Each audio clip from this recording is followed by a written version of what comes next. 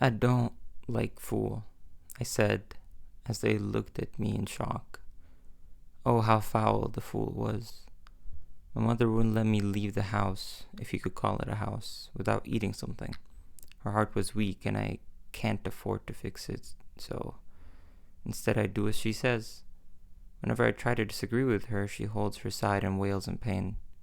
Sometimes she holds the wrong side, but I stopped caring about that.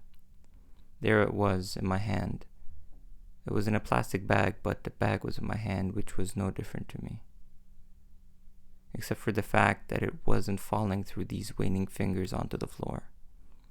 Even then it would make no difference to me, consuming it off the floor or a plastic bag. Plates were a delicacy, apparently. I once saw this guy on TV saying that soon this country's air will be so contagious that they would sell us pure oxygen in plastic bags. It was meant to be sarcastic, but I didn't laugh.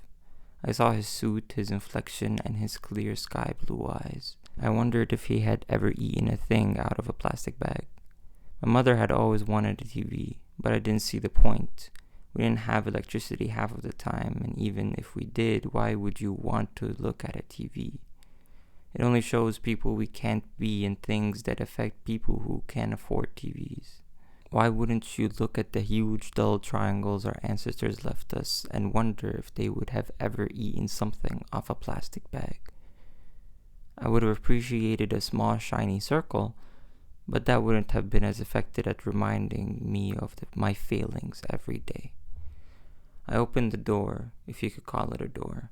It didn't have a knob and only had the top hinge holding it in place. My mother was sitting there waiting for me, as if I was bringing her salvation rather than slop. I placed the bag on the table in front of her and grabbed an apple, heading back out.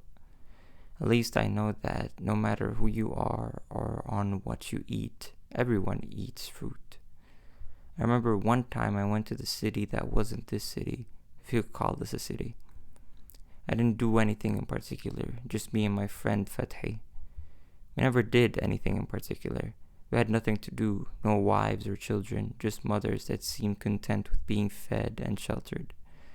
So we would just leave our house at 9, loitering about all day, and go home at 5, an office job and foolishness. Occasionally one of us would get an actual job, though it would never last. As we walked through the city, a woman walked past with some sort of pastry in her hand. It smelled delicious. It had fool in it, but it couldn't have been the same fool. No, our fool was like nothing more than muddy dirt. Hers was like if you took that dirt and put seeds in it, then patiently grew crops with love and care. I didn't say anything. Fatih wouldn't understand, much like how he doesn't understand me now. I left my house and went to his so that we may walk together to the office. He was having breakfast, don't make me laugh, with his mother. He asked me if I wanted to eat, subconsciously begging me to say no. No, thank you. I don't like fool, I said as they looked at me in shock. I'm sorry, I don't know why I said that. I do like fool. I just fear yours might be poisoned, I said, feigning innocence.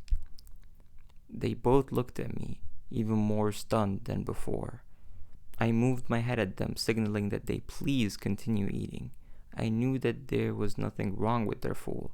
I could smell its remnant scent on Fethi every day.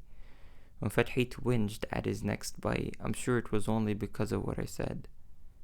See, even you don't like fool, I said, getting up. I saw a hint of sadness in their eyes. I didn't come here intending to shatter their delusion of content. However, I could no longer hold barriers. The shattering of my delusion that I could live in this discontent makes me formless. How foul this fool is.